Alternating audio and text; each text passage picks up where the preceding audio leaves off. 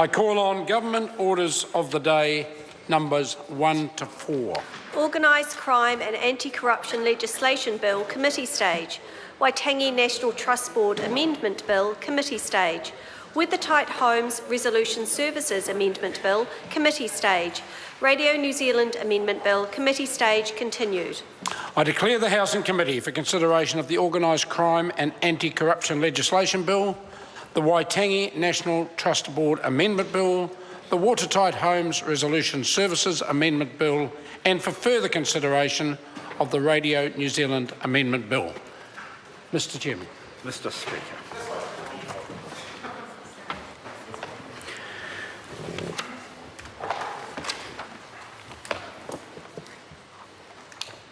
Just waiting for the Speaker to go.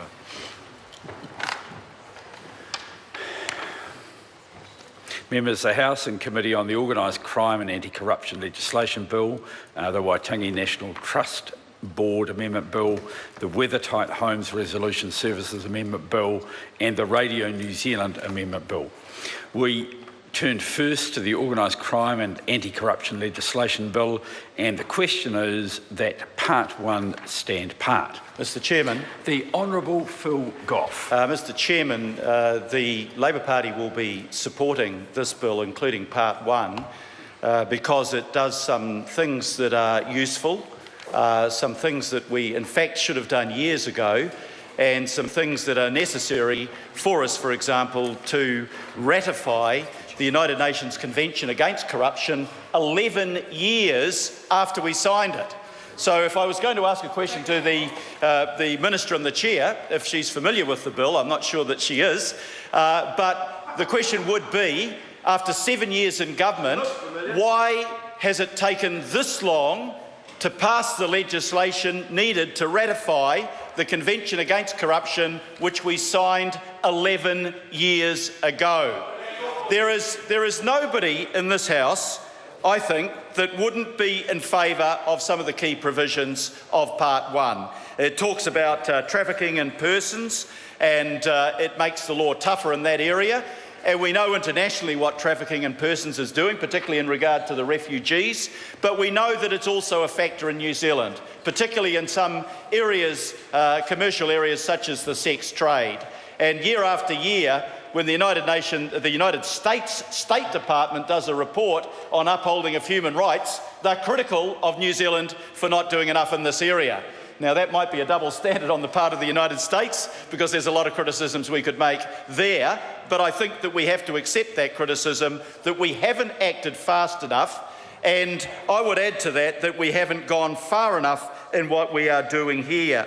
This part of the bill also deals with organised crime and money laundering, and organised crime and money laundering is worth literally billions of dollars. There are billions of dollars each year being made by criminal enterprises out of money laundering and out of organised crime, and particularly drug trafficking. And of course we would support anything in this bill, belated though it may be, that deals with those areas.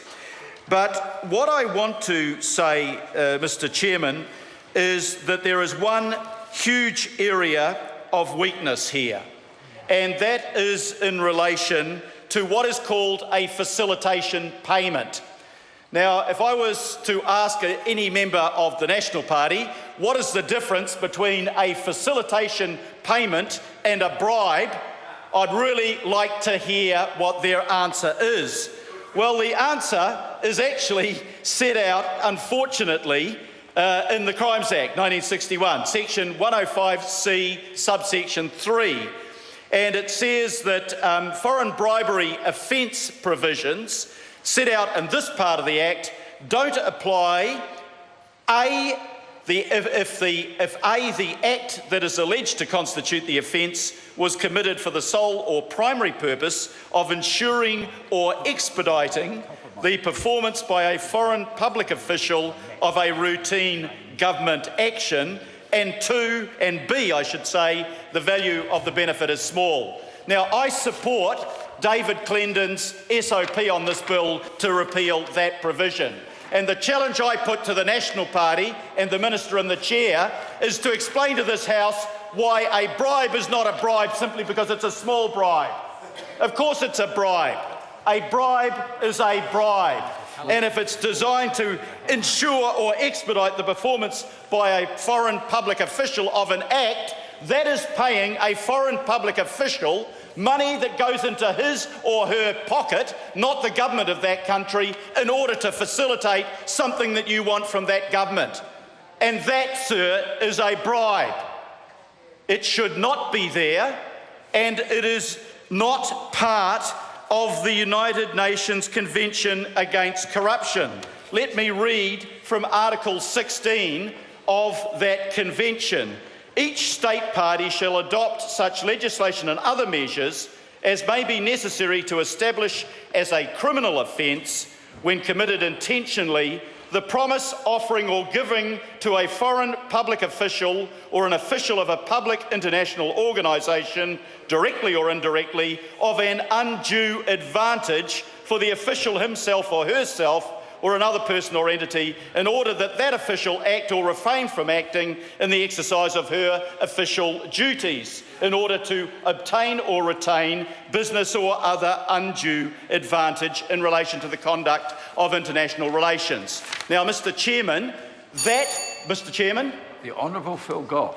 that Section 16 of the United Nations Convention Against Corruption is very, very clear. So my challenge to the Minister is, how are we not acting in contravention of Article 16 by saying you can do it to get the advantage as long as it's small?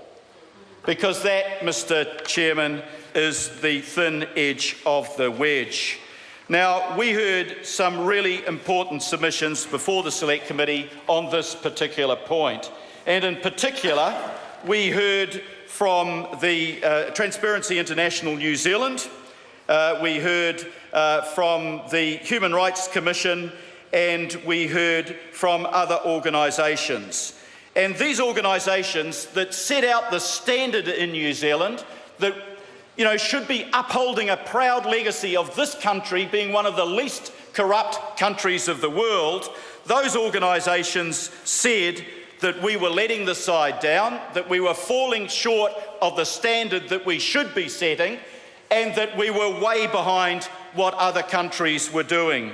Let me refer to the Transparency International submission on this point, because it makes what I regard as four really important points. It makes the point, first of all, if you were to make a small payment to a New Zealand official, there's no doubt about it, that would be a bribe. That would be a corrupt act. And they say that a New Zealander who makes a facilitation payment to a foreign customs official would face criminal penalties for making the same payment to an official here at home. So why the double standard, Minister? Why the double standard that if it's a crime in New Zealand, it's not a crime if a New Zealander does that to a foreign official overseas? Secondly, Transparency International makes this point. It says that we are perpetuating a corrupt system in those countries where our people are making those facilitation payments.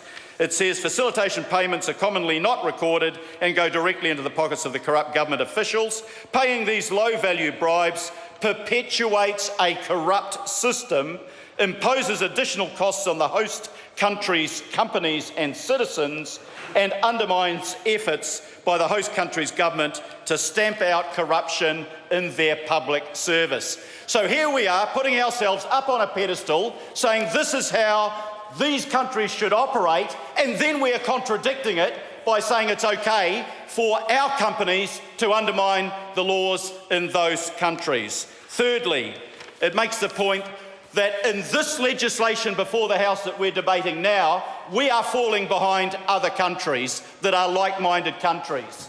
The United Kingdom has legislated against facilitation payments. Australia is likely to follow. Canada has prohibited facilitation payments, and the United States is also moving in that direction. And yet, in this brand new legislation before the House, we don't meet the standards of other countries that we would want to compare ourselves to, like the United Kingdom and Canada. And fourthly, Transparency International makes the point that you don't have to make facilitation payments to actually do business in these countries. It quotes from a 2009 business survey conducted by Trace International that found that 76% of survey respondents believe it's possible to do business successfully without making facilitation payments, given sufficient management support and careful planning. So these are the concerns that were set out before the Select Committee, and my question now to the Minister who is in the chair, that is responsible for this, is why are we putting forward a piece of legislation that is second-rate in response to facilitation payments? Because that is what this is doing. Has the Minister read the Transparency International submission? Does she understand that the Serious Fraud Office is against this? Does she understand it's not only contrary to the United Nations Convention Against Corruption, but it's also contrary to what the OECD and APEC promote as proper practice? So I want to know from the New Zealand government why we have fallen short of the standards that the organisations that we belong to, that we sign up to, and the countries that we would respect in terms of there being countries that are opposed to corruption and bribery, why we are falling short of that standard. The